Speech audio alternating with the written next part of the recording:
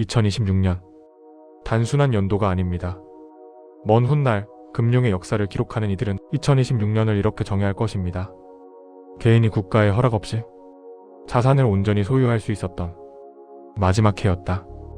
우리는 지금 거대한 통제 사회로 진입하는 입구에 서 있습니다. 이 해는 훗날 금융 역사에서 개인의 경제적 자유가 사망한 해로 기록될 것입니다.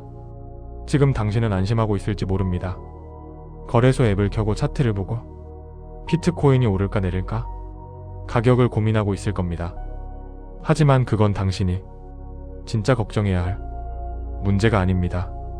당신이 차트만 바라보고 있는 지금 이 순간 당신의 등 뒤에서는 거대한 디지털 감옥의 공사가 마무리되고 있습니다. 이미 모든 합의는 끝났습니다. 바로 CARF입니다. 전 세계가 당신의 자산을 실시간으로 공유하는 감시망. 당신의 지갑 속을 낱낱이 들여다볼 수 있는 명분. 그리고 CBDC는 당신의 돈을 버튼 하나로 잠글 수 있는 통제 장치입니다. 이 두 가지가 2026년을 기점으로 완벽하게 맞물려 돌아가기 시작합니다. 이것은 음모론이 아닙니다. 이미 입법이 완료되었고 시스템은 구축되었으며 이제 실행 버튼만 남겨두고 있습니다. 우리는 지금 시스템 밖으로 나갈 수 있는 마지막 비상구가 닫히기 직전인 순간을 맞이하고 있습니다. 2026년이 지나면 당신은 비트코인을 살 수는 있어도 온전히 소유할 수 없을지도 모릅니다. 국가의 허락 없이는 전송할 수 없고 신고 없이는 사용할 수 없는 그저 허가된 자산이 될 수도 있습니다. 아직 문이 열려있는 지금, 국가가 당신의 부를 완전히 가두기 전인 지금, 2026년이라는 데드라인 앞에서 우리는 무엇을 준비해야 하는가? 다가올 통제 사회에서 살아남는 법에 대해 이야기해보겠습니다.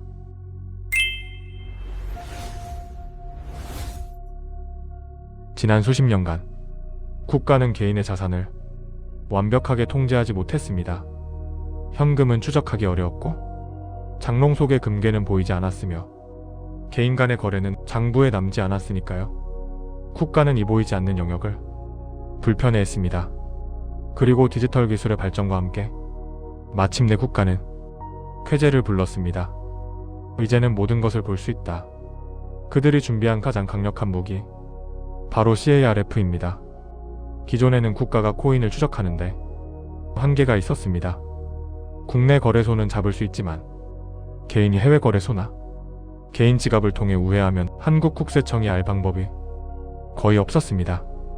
CARF가 시행되면 OECD 가입국 주요 48개국 이상이 서로 데이터를 자동으로 공유합니다. 예를 들면 한국인이 바이낸스에서 거래해도 그 내역이 자동으로 한국 국세청에 꽂힙니다.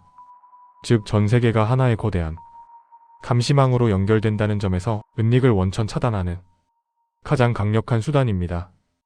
2026년을 기점으로 전 세계 주요 국가들이 이 CARF 체계에 동참합니다. 이것이 무엇을 의미할까요? 여러분이 사용하는 거래소는 이제 단순한 중개소가 아닙니다. 국세청의 출장소이자 감시 초소입니다. 누가 언제 얼마의 비트코인을 샀는지, 그 비트코인을 누구의 지갑으로 보냈는지, 심지어 해외 거래소를 이용하더라도 그 정보는 실시간으로 여러분의 거주국 국세청으로 자동 전송됩니다. 많은 분들이 착각합니다. 나는 떳떳하니까 상관없어. 이것은 세금을 내느냐 마느냐의 문제가 아닙니다. 여러분의 모든 경제활동이 유리 지갑처럼 투명하게 공개된다는 뜻입니다. 국가는 이제 여러분의 자산을 추정하지 않습니다. 확인하고 기록합니다. 이것은 새로운 법이 아닙니다. 이미 합의가 끝난 거스를 수 없는 거대한 흐름입니다. 많은 분들이 이렇게 묻습니다. 어차피 돈 벌면 세금 내는 게 당연한 거 아닌가요? 맞습니다. 납세는 국민의 의무입니다. 2027년부터 대한민국을 포함한 많은 나라에서 가상자산 과세가 본격화될 것입니다. 하지만 우리는 세금이라는 단어 뒤에 숨겨진 진짜 목적을 봐야 합니다. 역사를 통틀어 과세는 언제나 통제의 출발점이었습니다. 세금을 매기기 위해서는 무엇이 필요할까요? 정확한 소유자 식별, 자산의 이동 경로 파악, 그리고 잔고의 확정입니다. 즉 자산의 완전한 가시화입니다. 국가 입장에서 보이는 자산은 언제든지 통제할 수 있는 자산입니다. 1933년 미국의 루즈벨트 대통령은 행정명령 6102호를 통해 개인의 금 소유를 금지하고 몰수했습니다. 그것이 어떻게 가능했을까요? 사람들이 금을 안전하다는 이유로 은행에 맡겨두었기 때문입니다. 은행 기록을 통해 누가 금을 가졌는지 알았기에 국가는 아주 손쉽게 강제 집행할 수 있었습니다. 지금의 거래소가 그때의 은행과 무엇이 다릅니까? 세금이라는 명분 아래 모든 데이터가 수집되는 순간 여러분의 비트코인은 언제든 제한될 수 있고 동결될 수 있으며 국가 위기 시에는 조건부 자산으로 전락할 수 있습니다. 비트코인만 예외일 것이라고 믿는 것은 너무나 순진하고 위험한 생각입니다. 역사를 펼쳐보면 자산 이동의 자유가 박탈되는 순간은 항상 예고 없이 찾아왔습니다.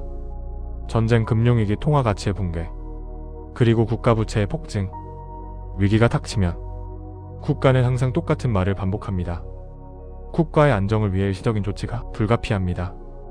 은행 인출 한도가 줄어들고 해외 송금이 막히고 외화 환전이 금지됩니다. 자본 유출을 막기 위해 국경의 금융에 철조망을 치는 것입니다. 이 모든 정책의 공통점은 하나입니다. 개인의 선택지는 줄이고 국가의 재량권은 늘린다. 지금 전 세계는 345조 달러라는 천문학적인 부채 위에 앉아 있습니다. 이 거대한 빚을 해결하기 위해 국가는 결국 화폐를 더 찍어내거나 국민의 자산을 틀어쥐어야 합니다.